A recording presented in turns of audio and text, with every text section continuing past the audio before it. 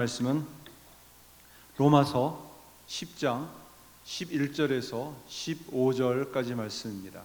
로마서 10장 11절에서 15절까지 말씀입니다.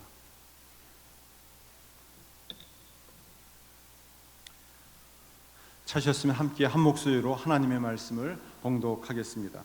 성경에 이르되 누구든지 그를 믿는 자는 부끄러움을 당하지 아니하리라 하니 유대인이나 헬라인이나 차별이 없음이라. 한 분이신 주께서 모든 사람의 주가 되사 그를 부르는 모든 사람에게 부요하시도다. 누구든지 주의 이름을 부르는 자는 구원을 받으리라. 그런즉 그들이 믿지 아니하는 이를 어찌 부르리요? 듣지도 못한 이를 어찌 믿으리요? 전파하는 자가 없이 어찌 들으리요? 보내심을 받지 아니하였으면 어찌 전파하리요? 기록된 바 아름답도다 좋은 소식을 전하는 자들의 발이여 함과 같으니라. 아멘. 함께 봉독한 말씀을 중심으로 부끄러움을 당하지 않게 하리라 라는 제목으로 주의 말씀을 전하겠습니다. 직장 생활을 하는 직장인들을 대상으로 언제 부끄러움을 당하는가 조사해 보았습니다. 업무 실적을 가지고 동료와 비교를 받을 때라고 합니다. 또 직장에서 왕따를 당하고, 또 자신에 대한 잘못된 거짓 소문, 루머가 돌았을 때입니다. 또 외모에 대해서 비교를 당하거나, 또 심한 성적인 농담을 들었을 때 부끄러움을 느낀다고 합니다. 부끄러움은 사람의 감정으로 두 가지 특징이 있습니다. 하나는 양심, 도덕적인 죄를 저질렀을 때 느끼는 감정입니다. 잘못을 저질렀거나 또 주어진 일에 양심의 가책을 느낄 때, 떳떳하지 못할 때 갖는 감정입니다. 똑같은 잘못을 저지르고서도 사람마다 서로 다르게 반응합니다. 부끄러워할 줄 아는 사람은 자신의 잘못을 인정합니다. 받아들입니다. 반성합니다. 돌이킵니다. 반면에 부끄러울 줄 모르는 사람은 아무 일도 없었다는 듯이 뻔뻔합니다. 또 이처럼 잘못한 이 죄를 저질렀을 때 부끄러움을 갖지만, 또 하나는 이 잘못하지 않았을 때에도 부끄러움을 갖는 경우가 있습니다. 원래 성격 자체가 수줍음을 많이 타는 사람들입니다. 낯을 많이 가리는 사람은 남 앞에 나서게 되면은 좀 부끄러울 때가 있어요. 그래서 말도 좀 더듬거리고 얼굴도 좀 빨개지고 가슴이 막 뛰기도 합니다. 전혀 잘못한 일이 없는데, 또 양심의 가책이 되는 일은 없지만 내가 실수하면 어떡할까? 다른 사람이 나를 이상히 보는 것이 아닌가? 이런 식으로 수줍음이 많아서 부끄러움을 가질 때가 있습니다. 지난 수요일날 우리 김인재 목사님이 그런 얘기 하더라고요. 자신은 너무 부끄러움이 많아가지고 초등학교 때 교실에서 오줌이 마려워도 오줌이 마렵다라는 이야기를 못해서 그만 그 자리에서 오줌을 누고 말았대요. 사실 그래요. 참 솔직하게 이렇게 제가 오줌이 마렵습니다, 그렇게 해야 되는데 이게 부끄러운 것이에요. 수줍은 것이에요. 그래서 이렇게 얘기하지 못해서 참 그만 어려움을 당하는 경우가 있습니다. 근데 유독 부끄러움을 잘 타지 않는 사람이 있어요. 그 사람은 누구냐면 정치인들이에요. 정치인들은 웬만해서는 부끄러움을 잘 안 갖습니다. 그래서 그 이유가 무엇인지 심리학자에 의해서 한번 살펴봤는데 스스로가 은폐훈련을 잘 한대요. 은폐훈련. 그래서 정치인은 직업상 부끄러움을 감춰야 되는 그런 위치이기 때문에 잘못해도 잘했다고, 또 잘해도 뭐 잘못했다고 이렇게 표현하지 않는데요. 또 양심의 가책이 있어도 전혀 그것을 내색하지 않는데요. 오늘날 이 사회가 갖고 있는 가장 큰 문제는 무엇일까요? 부끄러움을 많이 타는 사람보다 부끄러움을 모르는 뻔뻔한 사람이 더 많이 늘어나고 있다는 사실입니다. 부끄러울 줄 아는 사람은 손해만 보는 시대. 다시 말해서 정직하게 자신의 잘못을 인정하고 뉘우치는 사람이 오히려 인정받고 존경받는 사회가 되지 않고 있어요. 오히려 뻔뻔한 사람이, 부끄러움을 모르는 사람이 성공하다 보니 이런 사회를 가리켜서 병든 사회라고 말할 수 있습니다. 요즘은 윤리 도덕의 기준이 사라지고 말았어요. 그래서 부패와 비리와 거짓이 난무하고 있습니다. 그 이면에는 나만 잘 살면 된다, 나만 성공하면 된다, 이런 이기적인 태도가 우리 사회를 지배하고 있습니다. 누구나 세상에 살다 보면 부끄러움을 느낄 때가 많습니다. 양심의 가책을 느끼거나 잘못을 저질렀을 때, 또 원래 성격 자체가 수줍음을 많이 타는 내성적인 사람은 또 그런 부끄러움을 느끼곤 합니다. 어떤 일에 실패했을 때 특히 실패에 대한 부끄러움을 느끼곤 합니다. 실패는 작은 실패가 있고 큰 실패가 있어요. 돌이킬 수 있는 실패가 있고 돌이키지 못하는 또 실패가 있습니다. 비참한 실패가 있어요. 우리가 모든 일상의 생활 속에서 그런 실패를 많이 겪게 되는데, 우리가 실패가 주는 이 부끄러움을 어떻게 잘 극복할 수 있을까요? 어떻게 잘 회복할 수 있을까요?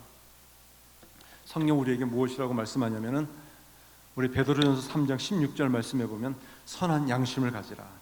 이는 그리스도 안에 있는 너희의 선행을 욕하는 자들로 그 비방하는 일에 부끄러움을 당하게 하려 함이라 말씀하고 있습니다.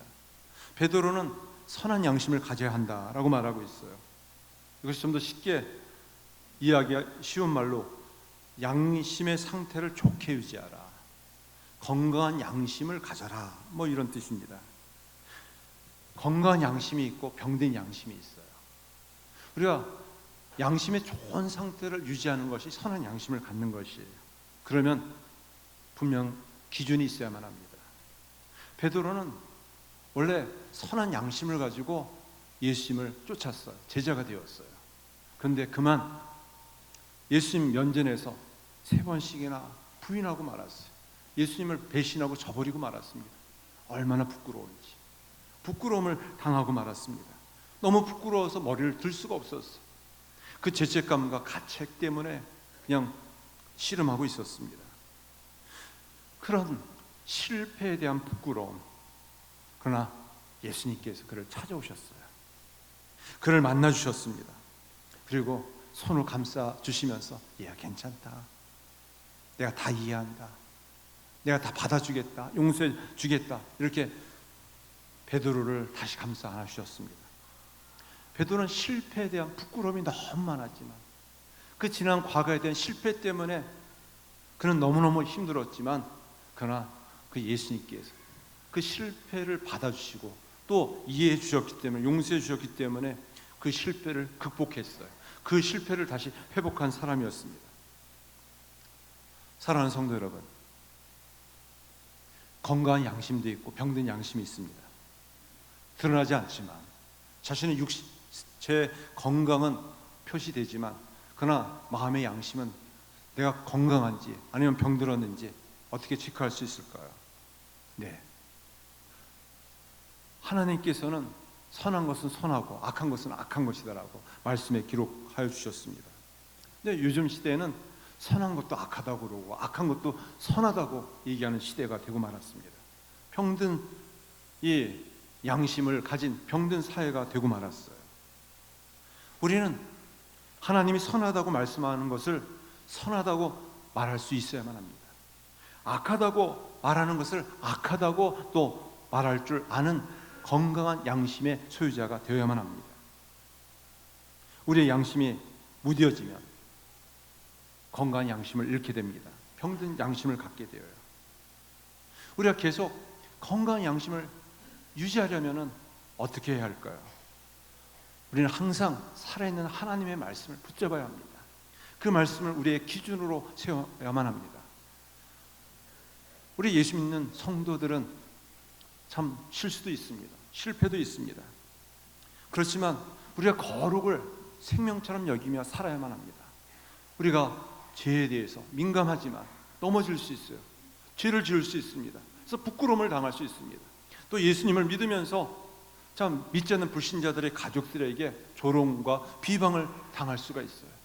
우리가 그럼에도 불구하고 늘 죄에 대해서 미워하고 죄를 이기는 늘 믿음의 사람이 되어야 할 줄 믿습니다.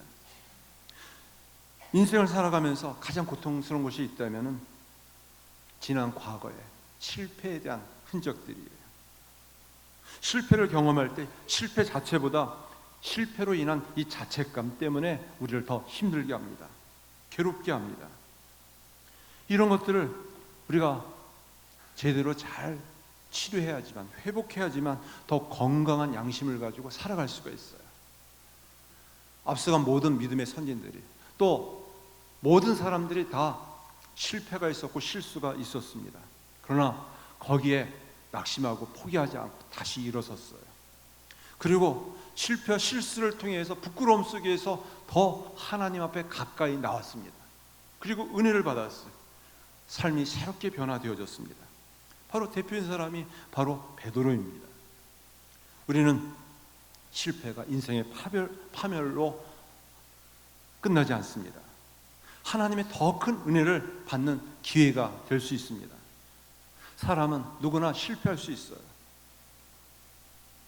베드로는 실패를 거듭했지만 그러나 실패를 딛고 일어선 그런 성공한 제자가 되었습니다. 예수님 베드로에게 너 왜 그렇게 실패했느냐? 너가 왜 나를 배신했느냐? 왜 너는 그렇게 비겁하게 도망갔느냐? 너 왜 그렇게 죄를 지을 수밖에 없는 약한 사람이냐? 이렇게 정죄하고 판단하지 않으셨어요. 오히려 자신의 이 부끄러운 이 실패, 실수 때문에 이 자책하는 그를 예수님께서는 찾아가셔서 만나 주었습니다. 회복해 주었어요. 따뜻한 손길로 붙잡아 주었습니다. 사람이 아무리 똑똑해도 잘나도 실패할 수밖에 없어요. 실패하지 않는 사람이 이 세상에 아무도 없습니다. 우리는 작건 크건 간에 다 실패에 대한, 실수에 대한 경험들을 가지고 있습니다. 그것이 가시가 되어서 나를 찌를 때가 있어요. 나를 아프게 할 때가 있습니다. 이 돌이킬 수 없는 실패가 아니라면 얼마든지 이 실패를 극복할 수 있어요. 돌이킬 수 있습니다. 낙심하지만 않으면, 낙심할지라도 포기하지만 않으면 다시 딛고 일어설 수 있습니다. 평소에 작은 실패를 당하지 않는 사람이 어디 있겠습니까? 그렇지만 그 자리에서 머무르지 않고 다시 일어섰어요. 또 새로운 경험을 맛보게 되었습니다. 우리가 실수와 실패도 자주 해봐야만 합니다. 그래야지 겸손한 사람이 될 수 있어요. 내가 얼마나 부족한 사람인지, 내가 얼마나 약한 사람인지. 그렇지만 실수가 없는 사람은요, 교만한 사람이 될 수 있습니다. 나는 한 번도 실수한 사람, 실수해 본 적이 없어, 실패해 본 적이 없어. 그렇지만 교만하면 결국 망할 수밖에 없어요. 특별히 이 사업을 하는 우리 많은 분들이 있는데, 사업을 하다 보면은 실패하는 경우가 있어요. 어려움을 겪는 경우가 있어요. 부도를 내서 피해 다니는 분도 있고, 또 그러면서 너무너무 부끄러워, 도저히 얼굴 들 수가 없어, 이렇게 이야기하는 사람도 있습니다. 교회 밖에도 있고 교회 안에도 있어요. 장로님들 가운데서 그런 분들도 있고, 또 집사님 가운데도 그런 분들도 있어요. 그렇지만 남들이 나를 어떻게 생각할까? 내가 이런 사업에 실패했는데 하나님께 나를 치셨기 때문에 이런 실패를 해서 남들은 나를 그렇게 생각할 거야. 그렇게 받아들여서는 안 됩니다. 사업은 언제나 동전의 양면처럼 성공과 실패가 반복되어질 수 있어요. 항상 실패만 하는 것도 아니고 또 항상 성공만 하는 것도 아닙니다. 사업의 실패는 큰 실패가 아니에요. 작은 실패일 뿐입니다. 얼마든지 다시 일어설 수가 있어요. 모든 사람들, 많은 사람들, 성공한 사람들은 거의 실패를 반복적으로 많이 한 사람들입니다. 제가 좀 알러지 비염이 꽤 오래되어서 여러 가지 많은 그런 치료를 받아봤습니다. 그 중에서 평강한의원이라고 이환영 장로님인데, 이분이 이 알러지 비염을 중심으로 아주 한방 의학을 개발해 가지고 많은 그 치료가 있어 가지고 소문을 듣고 갔어요. 근데 이분을 자세히 살펴보니까 이분이 대학교를 9번 떨어지고 10번째 붙은 분이에요. 대개 대학 진학 한 9번 하다가 떨어지면 그냥 포기할 텐데 포기하지 않고 해서 결국은 한의사가 되었어요. 또 젊은 시절 때 이 빈민가에 돌아다니면서 뭐 봉사하면서 한 할머니 민간요법에 내려오는 이 알러지나 이런 체질 개선을 위해서 좋은 이 민간요법을 듣고서 이것을 판으로 잘 개발해 가지고 성공한 사람이 이분이에요. 그런 이분이 그렇게 가능한 이유는 실패했지만 그래 한번 다시 일어서 보자, 부끄러워하지 않고 다시 일어섰을 때 다시 놀라운 재기를 할 수가 있었습니다. 이처럼 작은 실패는 결코 부끄러운 것이 아닙니다. 우리가 정말 부끄러워하는 것은 하나님의 말씀을 어기고 죄 가운데 사는 것이에요. 돌이킬 수 없는 가장 큰 부끄러움이 있어요. 영원한 부끄러움입니다. 그것은 무엇일까요? 죄 사함 받지 못하고 하나님으로부터 버림받은 자가 되는 것이에요. 다니엘서 12장 2절 말씀에서는 많은 사람이 깨어나 영생을 받는 자도 있겠고 수치를 당하여서 영원히 부끄러움을 당할 자도 있을 것이다 말씀하고 있습니다. 영원히 부끄러움을 받는 자가 있어요. 우리는 다 이 땅을 떠나가는 날 그것으로 끝나는 인생이 아니라 다 하나님의 심판대 앞에 서게 됩니다. 근데 그 심판대 앞에 섰을 때 나는 너를 도무지 모르겠노라, 이런 자는 하나님으로부터 버림받은 자입니다. 돌이킬 수 없는 영원한 부끄러움을 가진 자예요. 진정한 부끄러움은 죄악으로 말미암은 인생입니다. 하나님을 떠나 살다가 결국 버림받은 인생으로 하나님의 심판과 영원한 지옥의 형벌을 받습니다. 세상의 모든 부끄러움은 죄로부터 시작되었어요. 죄 때문에 부끄러운 일을 당하게 되었습니다. 왜 아담과 하와가 하나님의 낯을 피했을까요? 벗은 몸 때문에 에덴 동산에 숨은 이유가 무엇일까요? 바로 부끄러움 때문이에요. 그 이면에는 죄를 지었기 때문에 그래요. 영원한 부끄러움을 당한 사람은 회개하지 않는 사람입니다.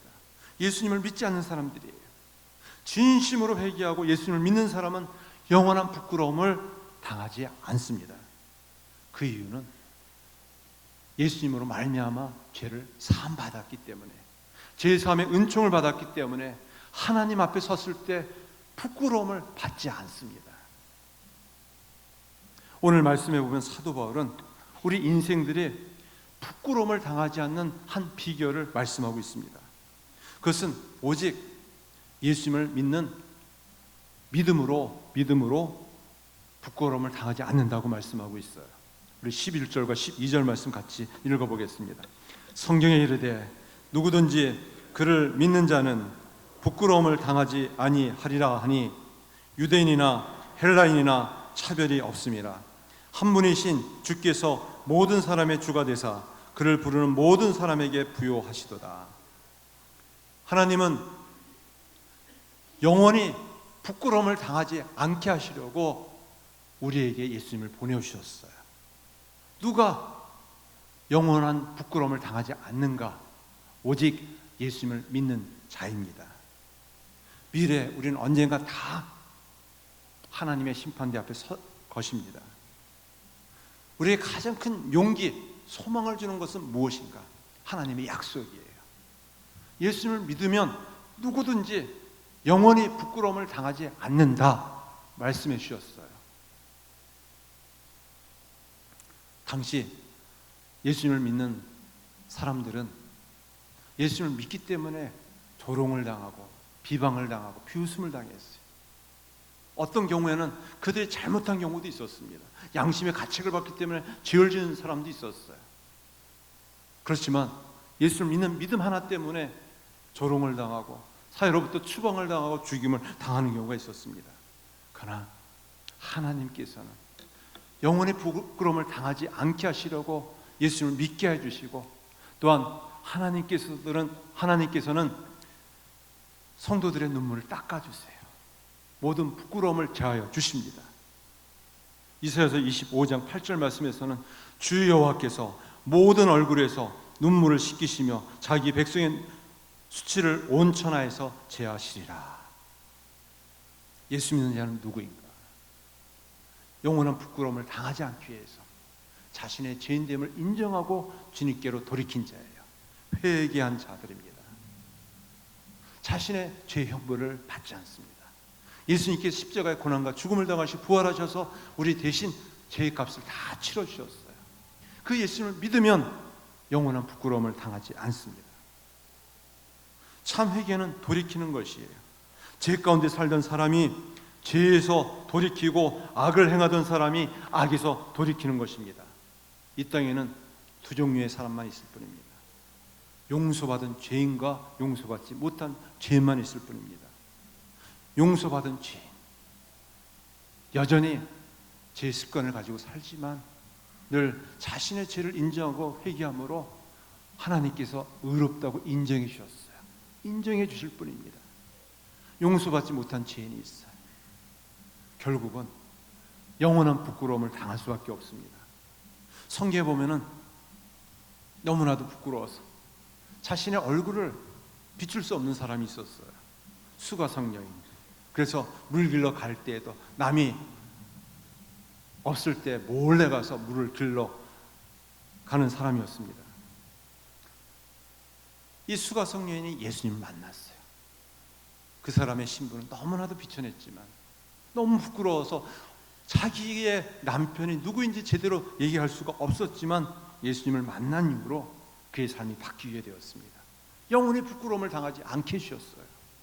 또 성경에 보면 막달라 마리아, 그는 7 귀신 들린 창녀였습니다.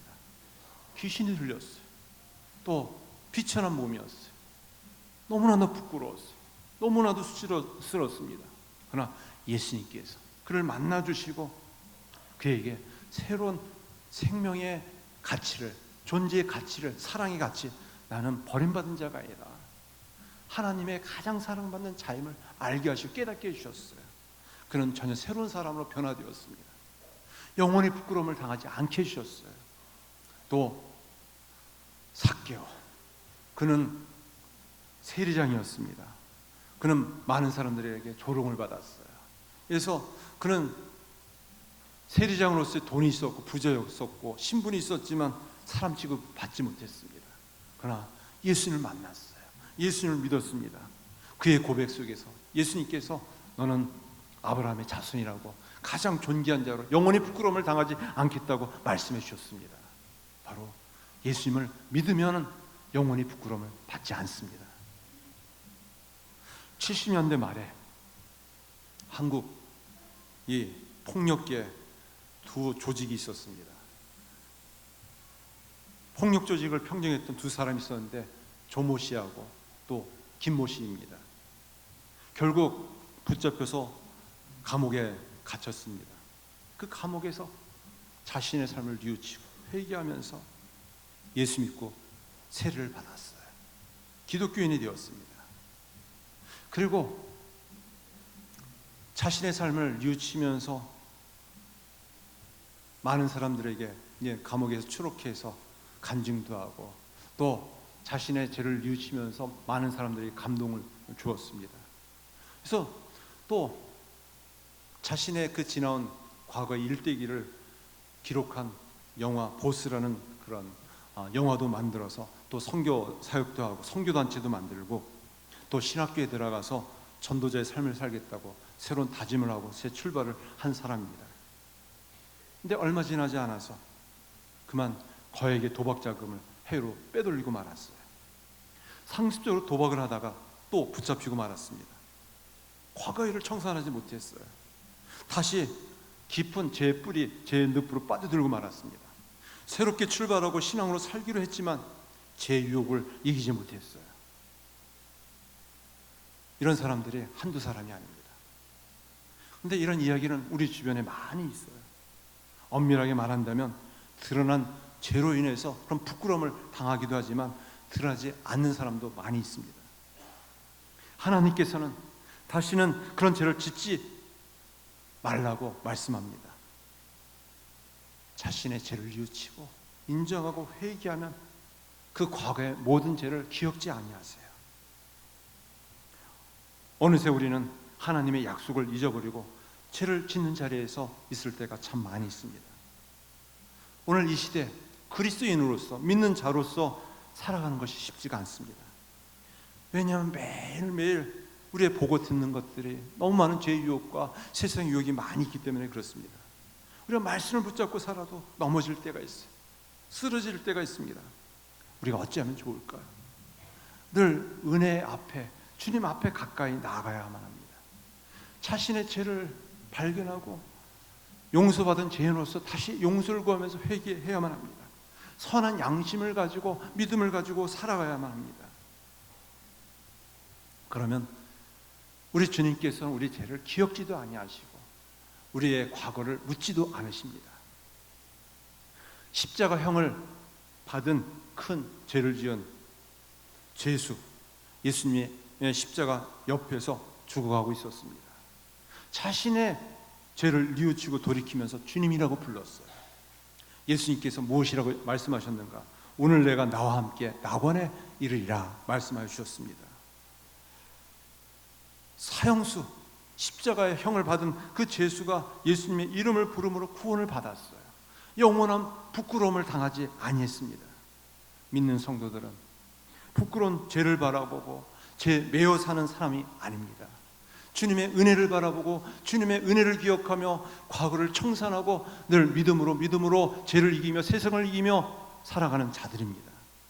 그런 자들이 바로 예수님을 믿는 성도들이에요. 참 그리스도인입니다.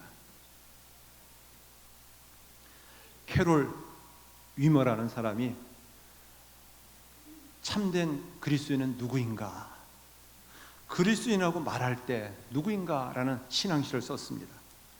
우리 함께 한번 읽어보겠습니다. 참 그리스도인. 그리스도인이라고 말할 때는 구원받은 자임을 외치는 것이 아니라 한때는 죄인이었음을 속삭이는 것입니다. 그래서 하나님의 은혜와 사랑을 받았노라고 그리스도인이라고 말할 때는 교만한 마음으로 자랑하는 것이 아니라 여전히 실수하는 자임을 고백하는 것입니다. 그래서 하나님의 도우심이 필요하노라고 그리스도인이라고 말할 때에는 강한 자임을 드러내는 것이 아니라 약한 자임을 고백하는 것입니다. 그래서 하나님이 힘주시기를 기도하노라고 그리스도인이라고 말할 때에는 성공했음을 자랑하는 것이 아니라 실패했음을 시인하는 것입니다. 그래서 내가 진 빚을 다 갚을 수 없노라고 그리스도인이라고 말할 때에는 온전하다고 주장하는 것이 아니라 부족함이 많음을 인정하는 것입니다. 그래서 오직 하나님의 인도하심을 믿노라고 그리스도인이라고 말할 때는 다른 사람을 판단하겠다는 것이 아니라 판단의 권위가 내게 없음을 말하는 것입니다. 오직 하나님의 사랑을 받고 있을 뿐이라고. 네, 그렇습니다. 우리가 참된 그리스도인으로서 이 땅 가운데에서 하나님으로 버림받은 자가 아니라 하나님의 사랑받는 자로서 영원히 부끄러움을 당하지 않는 자가 되었습니다. 오늘 말씀은 우리가 믿는 자로서 하나님은 우리를 결코 부끄러움을 당치 않게 하실 것이라고 약속해 주었어요. 이 말씀은 예수를 믿는 것이 결코 헛된 것이 아님을 말씀하고 있어요. 예수를 믿기 때문에 이 세상 사람들로부터 왕따를 당할 수 있어요. 조롱을 당할 수 있습니다. 부끄러움을 당할 수 있습니다. 또 잘못해서 또 비웃음을 당하고 욕을 당할 수 있어요. 네, 우리가 용서받은 죄인으로서 회개합니다. 주님 앞에 가까이 나갑니다. 우리의 죄를 기억하지 않으세요. 부끄러움을 영원히 당치 않게 해주십니다. 오히려 우리가 부끄러워하거나 괴로워하지 말기를 간절히 바랍니다. 오히려 기뻐하는 주의 백성들이 되어지길 간절히 바랍니다. 하나님 앞에 설 때 하나님께서 생명의 면류관으로 영광의 면류관으로 우리에게 함께하여 주시기 때문입니다. 기도드리겠습니다. 하나님 아버지, 부끄러움이 없는 이 세상 속에서 죄의 실수와 실패로 부끄러움을 당할 때 참 많습니다. 돌이켜 회개하며 늘 선한 양심을 가지고 주님 앞에 믿음으로 살게 하여 주시옵소서. 영원히 부끄러움을 당하지 않게 하시려고 이 땅에 예수님을 보내어 주시고 예수님을 믿음으로 영원한 부끄러움을 당하지 않게 하여 주셨습니다. 우리 그 믿음 가지고 남은 삶 주님을 위해, 주의 영광을 위해 살아갈 수 있게 하여 주시옵소서. 예수님의 이름으로 기도드리옵나이다. 아멘.